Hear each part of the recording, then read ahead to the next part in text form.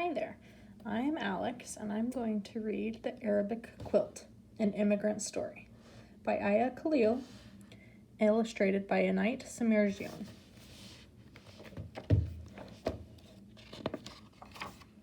The Arabic Quilt.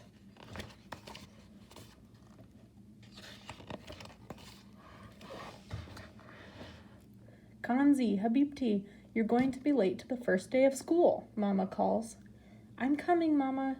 Kanzi stuffs her notebook into her backpack and quickly but carefully folds her quilt, the special one Tita made in Egypt.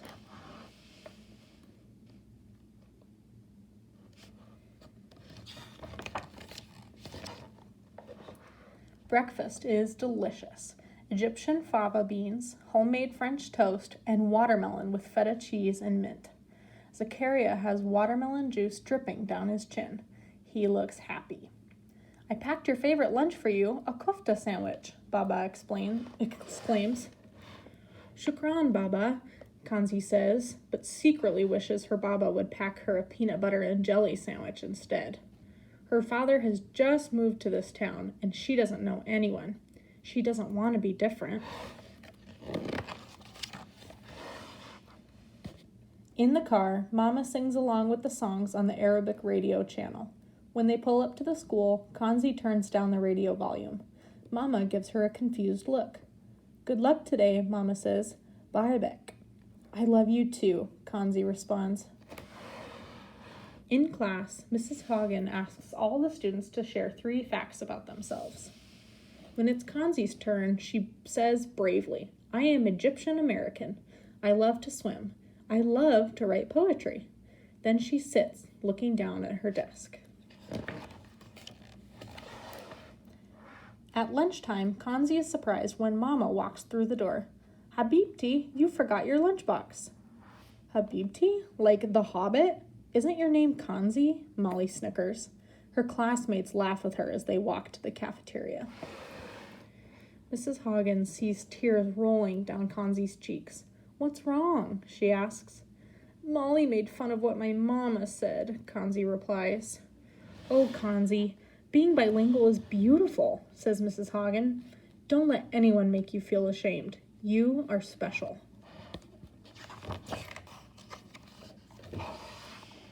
That night, as Mama puts leftover sherbet odds in Kanzi's lunchbox, Kanzi gently pats Mama's back. Can you please pack me a turkey sandwich instead? Before bed, Kanzi writes a poem as she hugs her quilt, which smells like Tita's home.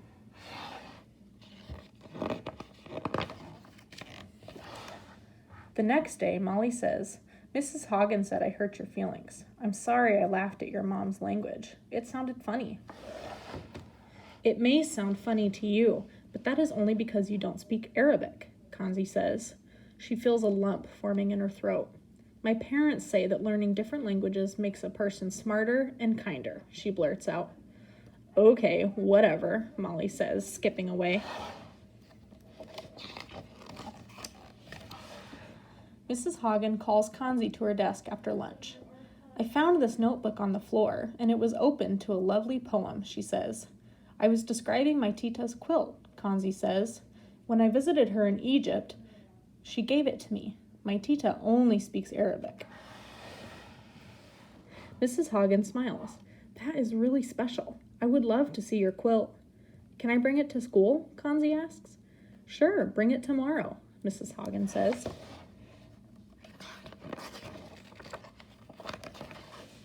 The next day, Kanzi unfolds her quilt in front of the class. Her heart is pounding. This is my quilt that my Tita in Egypt made, she says. That's cool. I want to make a quilt like that, Deshawn says. Maybe we can all make one for our classroom, Claire shouts. Mrs. Hagen nods and smiles. On Friday, Mrs. Hagen makes an announcement. I have an exciting project for us all to work on. Kanzi's mom is here to help us make a quilt for all of your names in Arabic.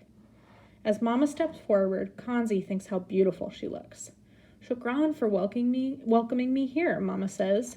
Kanzi and I will write down your names in Arabic, and you will copy your name on your own quilt piece. Molly is not enthusiastic about the project. Who Who cares about Arabic? We live in America. My mom says we should only speak English. In response, Mrs. Hagen starts writing words on the board. Algebra, coffee, lemon, sugar. Does anyone know what these words have in common? She asks. They come from Arabic words, Kanzi whispers. Mrs. Hagen nods. Learning other languages besides the one we grow up with helps make the world a friendlier place. We can speak non-English languages and still be American. I wonder what my name looks like in Arabic, Brianna says. Kanzi and Mama write down everyone's names. Neat! Shukran! Amina exclaims. Everyone copies their Arabic names onto sheets of colored paper. Then they decorate their papers with glitter and jewels and place them on the table for the glue to dry. On Monday morning, you will see a beautiful class quilt hanging in the hall, Mrs. Hagen tells them. Kanzi is nervous when the bell rings on Monday morning and the kids file into school. What if the quilt didn't turn out nicely?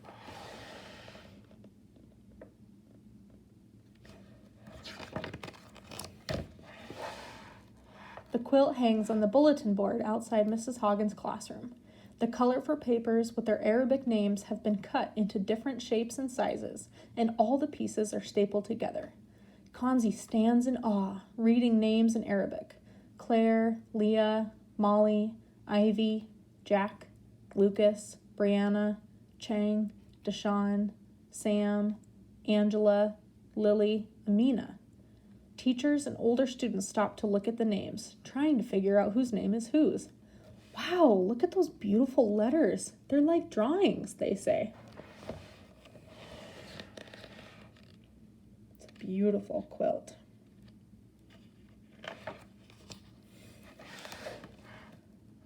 That was a really cool project, Kanzi. Shukran, Kanzi's classmates tell her. I'm sorry I made fun of you, says Molly. I didn't realize how important a different language is. Can you write my mom's name in Arabic? I want to give it to her as a gift. Okay, Kanzi says. Do you want to go swimming soon? I'd love to, Kanzi nods as Molly hugs her. Leaving class a week later, Kanzi stops to look at the Arabic quilt one last time. Right across from it, she is surprised to see another collage of names in a language she doesn't recognize. Those are my classmates' names in Japanese, Kura says. Our teacher was inspired by your classroom's idea, and she asked me to help write everyone's name in Japanese. Aren't languages a beautiful thing? They can truly unite us. Kanzi smiles in agreement.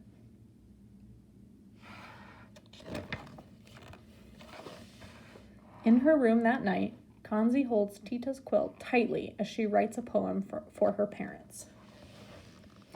Shukran, Mama and Baba, for always encouraging me to be proud of speaking a different language and speaking it out loud. Languages can unite us together like a quilt, so I will always speak my languages without guilt. I will never be ashamed to speak in this language that is so unique. Bahabek, Mama. Bahabak, Baba. The end.